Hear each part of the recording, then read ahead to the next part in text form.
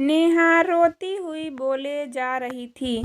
आप जानते हैं मेरी शादी के लिए व शादी में बारातियों की आवाभगत में कोई कमी न रह जाए, इसलिए मेरे पिताजी पिछले 1 साल से रात को 2-3 बजे तक जागकर मेरी माँ के साथ योजना बनाते थे। खाने में क्या बनेगा, रसोइया कौन होगा। पिछले 1 साल में मेरी माँ ने नई साड़ी नहीं खरीदी क्योंकि मेरी शादी में कमी न रह जाए। दुनिया को दिखाने के लिए अपनी बहन की साड़ी पहनकर मेरी माँ खड़ी है। मेरे पिता की इस 150 रुपये की नई शर्ट के पीछे बनियान में से 100 छेद है। मेरे माता पिता ने अब कितने सपनों को मारा होगा। न अच्छा खाया न अच्छा पिया, बस एक ही ख्वाहिश की थी कि मेरी शादी में कोई कमी न रह जाए। आपके पुत्रों को रोटी ठंडी लगी, उनके दोस्तों को पनीर में गड़बड़ लगी व मेरे देवर को रस मलाई में रस नहीं मिला। इनका खिलखिलाहट कराकर हंसना मेरे पिता के अभिमान को ठेस पहुंचाने के समान है। नेहा हाँफ रही थी। नेहा के पिता ने रोते हुए कहा, लेकिन बेटी इतनी छोटी सी बात। नेहा ने उनकी बातचीत में काटी। यह छोटी सी बात नहीं है पिताजी, मेरे पति को मेरे पिता की इज्जत नहीं। रोटी क्या आपने बनाई? रसमलाई पनीर यह सब केटर्स का काम है। आपने दिल खोलकर व हैसियत से बढ़कर खर्च किया है।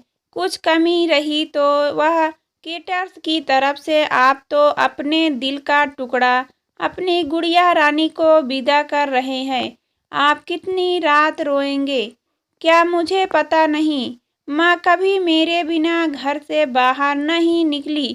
कल से वह बाजार अकेले जा पाएगी। जो लोग पत्नी या बहू लेने आए हैं वह खाना में कमियां निकाल रहे। मुझ में कोई कमी आपने नहीं रखी। यह बात इनकी समझ में नहीं आई। दयाशंकर जी ने नेहा के सर पर हाथ फिराया। अरे पगली, बात का बतंगड़ बना रही है। मुझे तुझ पर गर्व है कि तू मेरी बेटी है, लेकिन बेटा इन्हें माफ कर दे। तुझे मेरी कसम, शांत हो जा। तभी अविनाश ने आकर दयाशंकर जी के हाथ पकड़ लिए। मुझे माफ कर दीजिए बाबूजी, मुझसे गलती हो गई। मैं उसका गला बैठ गया था, रो पड़ा था वह। तभी राधे श्याम जी ने आगे बढ़कर नेहा के सर पर हाथ रखा। मैं तो बहू लेने आया हूँ, लेकिन ईश्वर बहुत कृपालु है। उसने मुझे बेटी दे दी, बेटी की अहमियत भी समझा दी। मुझे ईश्वर ने बेटी नहीं दी, शायद इसलिए कि तेरे जैसी बेटी मेरे नसीब में थी। अब बेटी इन नालायकों को माफ कर दे। मैं हाथ जोड़ता हूँ तेरे सामने, मेरी बेटी नेहा मुझे लौटा दे। और दयाशंकर जी ने सचमुच हाथ जोड़ दिए थे। वह नेहा के सामने सिर झुका दिया। नेहा ने अपने ससुर के हाथ पकड़ लिए। बाबूजी, राधे श्याम जी ने कहा। बाबूजी नहीं, पिताजी। नेहा भी भावुक होकर राधे श्याम जी से लिपट गई थी।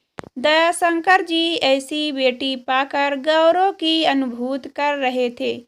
नेहा अब राजी खुशी अपने ससुराल रवाना हो गई थी। पीछे छोड़ गई थी आंसुओं से भीगी अपने माँ पिताजी की आंखें, अपने पिता का वह आंगन जिस पर कल तक वह चहकती थी।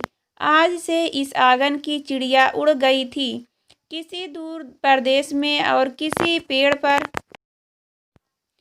अपना घरौंदा बनाएगी। यह कहानी लिखते वक्त मैं उस मूर्ख व्यक्ति के बारे में सोच रहा था जिसने बेटी को सर्वप्रथम पराया धन की संज्ञा दी होगी। बेटी माँ बाप का अभिमान व अनमोल धन होता है, पराया धन नहीं। कभी हम शादी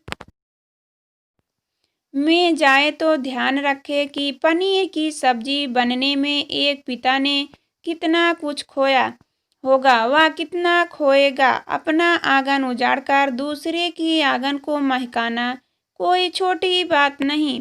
खाने में कमियां न निकाले। बेटी की शादी में बनने वाले पनीर, रोटी या रसमलाई पकने में उतना समय लगता है जितनी लड़की की उम्र होती है। यह भोजन सिर्फ भोजन नहीं, पिता के अरमान व जीवन का सपना होता है। बेटी की शादी में बनने वाले पकवानों में स्वाद कहीं सपनों के कुचलने के बाद आता है व उन्हें पकने में सालों लगते हैं। बेटी की शादी में खाने की कद्र करें।